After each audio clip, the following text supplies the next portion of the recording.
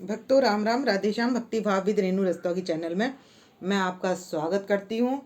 तो आज की वीडियो रहने वाली है कि जो हमारे लड्डू गोपाल जी हैं या कृष्ण हैं, उनको लड्डू गोपाल जी को ब्रज में सखा क्यों कहा जाता है।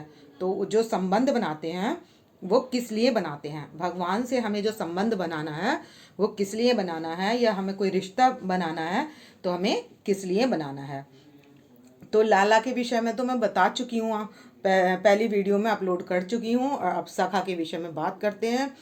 तो सखा यानी कि जो हर समय हमारा ध्यान रखे या साथ रहे, उसको क्या कहते हैं हम? सखा। हमारे दुख सुख में, हमारे सभी कामों में जो साथ आए उसको हम क्या कहते हैं?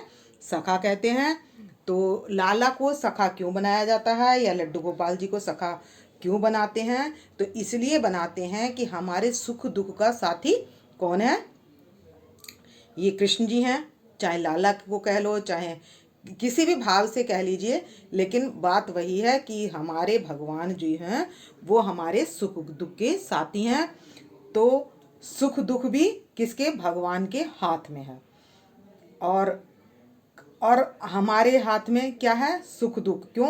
जो हमने मतलब बुरे कर्म करे हैं तो हमें उनका तो मिलना है दुख, और जो हमने पुण्य कर्म किए हैं उनका मिलना है हमें सुख। तो हम पुण्य भी करते हैं और मनुष्य रूप से पाप भी होते हैं। तो इसलिए हमें सुख दुख का, हमारे जो सुख दुख का साथी होते हैं वो कौन होते हैं? वो हमारे भगवान होते हैं, हमारे कृष्ण होते हैं, हमारे विष्णु भगवान या नारायण जी। आप किसी को भी, तत्व एक ही है, नाम चाहे हम कितने भी ले लें। और भगवान को हम सखा इसलिए बनाते हैं कि वो हर समय हमारे साथ रह सके। तो इस ब्रज वाले के हमेशा साथ रहने के कारण ही ब्रज वाले इनको क्या कहते हैं? सखा कहकर पुकारते हैं। तो हमारो क्या है? ब्रज में सब क्या कहते हैं? ये हमारो सखा है, साथ में रहने वाला है। तो और कृष्ण जी जो प्रीति निभाते हैं, जो ये सखा प्रीति निभाते हैं, ऐसी प्रीति संसार में कोई नहीं निभा सकता। तो इसलिए तो अब जो भी अपने लड्डू गोपाल जी को घर पर ला रहे हैं तो वो उनसे रिश्ता अवश्य बना लें। और सखा का जो, या मित्र कह लीजिए, सखा का रिश्ता जो है बड़ा पवित्र है। और उसमें सखा क्या करता है? सखा जैसे हम आपके सखा हुए या सखा हैं, तो हम अब अगर हम सच्चे सखा हैं तो आपकी परेशानी क्या होगी? मेरी परेशानी होगी। ऐसा होता है मित्र का भाव या सखा का भाव। तो इसलिए सखा मतलब निष्काम भाव से जो मित्र की सहायता करता है वो कहलाता है सखा। क्योंकि सखा जो है कोई आशा नहीं करता कि मतलब जैसे मैंने कुछ करा है तो वो भी उसके बदले में कुछ ना कुछ करे। जिसकी जिस पे जो विपत्ति पड़े उस पर वो सहायता करे, विपत्ति में जो साथ दे, उसको हम सखा कहते हैं। असली मित्र की पहचान हमारी विपत्ति में होती है। तो जैसे कृष्ण ने क्या किया था, विपत्ति के समय सुदामा का उसको उसकी विपत्ति हरी थी। दुख के का उसका दुख क्या था? उन्होंने जो है चने भगवान के ले लिए थे। इस कारण से भगवान को उनके दुख दूर करने में देरी करनी पड़ी। और जब सुशीला का भाव भगवान को पता चल गया कि वो माया चाहती है, तो उन्होंने क्या किया? किसी ब्राह्मण के द्वारा ये कहलवा दिया कि अपने पति को कृष्ण के दर्शन के लिए भेज दो। तो भगवान किसी की विपत्ति देख नहीं सकते, इसीलिए वो कृपालु हैं, इसीलिए दयालु हैं और दीनानाथ कहलाते हैं। तो ये सखा जो है ये बहुत सुंदर भाव है और बड़े प्रेम का रिश्ता है। तो आप अपने लड्डू गोपाल जी को जो लेकर लाए हैं, तो आप उनको ये बना लीजिए कि वो हमारे घर के स्वामी हैं। तो आप क्या करेंगे? उनसे हर बात पूछकर करेंगे। पूछकर मतलब उनके सामने जो भी बात होगी वो आप रखेंगे। जैसे मुझे कुछ भी लाना है, चाहे वो गृहस्थी के लिए लाना हो या किसी भी वस्तु के लिए लाना हो, तो भगवान आपके लिए हमें ये लाना है।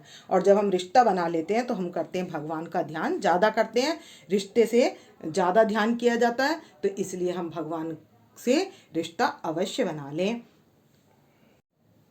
और दूसरा प्रेम है भगवान का जीव जंतुओं के साथ, यानी कि प्रकृति के साथ। तो भगवान को प्रकृति बड़ी प्रिय है, क्योंकि रोम रोम उनका किससे बना है, पूरे ब्रह्मांड से इनका शरीर व्याप्त है, तो इसलिए उनको प्रकृति बहुत प्रिय है।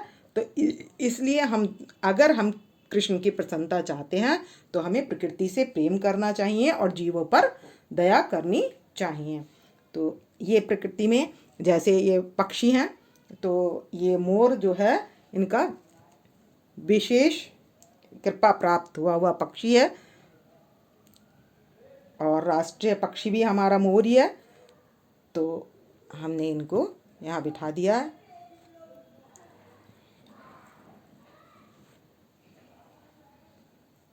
तो हम जब सखा की बात हो रही है तो हम एक आधा सखा छोटे लाला का तो उस सखा को बिठा ही सकते हैं, तो अब हम उनको भी बिठा लेंगे, और राधा रानी की एक दो सखियां बिठा लेंगे, ज़्यादा नहीं तो थोड़ी बिठा लेंगे, या सारी बिठाना चाहें। जब सखा की बात हो रही है तो आज हम इनके पास सामने सखियां भी बिठा लेंगे। तो ये हमने अष्ट सखियां पधार ली हैं राधा रानी की। तो ये राधा रानी बैठी हुई हैं और इनकी सखियां बैठी हुई हैं, तो हमने इनको भी पधार लिया है। तो जैसा कि आपको पता है कि सुदामा जी के विषय में बात आती है, तो देख सुदामा की दीन दशा, करुणा करके करुणानिधि रोए। भगवान इस बात पर रोए, या कृष्ण जी इस बात पर रोए कि मित्र तुमने आने में इतना टाइम क्यों लगा दिया। अगर सुदामा जी जल्दी आ जाते तो भगवान उनके कष्टों को जल्दी हर लेते। तो इसीलिए कहते हैं देख सुदामा की दीन दशा, करुणा करके करुणानिधि रोए। तो इसीलिए भगवान इतना ज़्यादा रोए कि उनकी जो भी आँखों से जल निकला तो उनके चरण धुल गए। तो किस लिए कि मैं भी उतना ही भागीदार हूँ कि मैं चाहता तो जल्दी दुख हर लेता, लेकिन किया किसने था, सुदामा जी ने कर्म किया था, तो सुदामा जी को ही पहला कदम उठाना था। इसलिए भगवान विवश थे उनकी विपत्ति दूर करने के लिए। तो सखा हर स्थिति में साथ देता है। सखा हर दुख को ये चाहता है, अपने जो असली सखा है वो ये चाहता है कि मेरे मित्र से पहले जो विपत्ति हो वो मेरे ऊपर पड़े। तो कृष्ण जी के ऐसे कई सारे उदाहरण हैं कि एक बार लकड़ी काटते काटते इनको देरी हो गई, तब भी कृष्ण जी ने कह दिया कि ये मेरे कारण सुदामा को देरी हो गई है। तो कई उदाहरण श्रीमद् भागवत में इस तरीके के मिलते हैं। तो ये होती है सच्ची सखा की पहचान। तो इसलिए भगवान को सखा बनाते हैं ब्रज में, और सब वहाँ पर लाला और सखा मनाते हैं, इनको मानते हैं। इसीलिए ये मेरो सखा है, ऐसा भाव वहाँ पर रखते हैं। तो अब ये सब कर रहे हैं एंजॉय।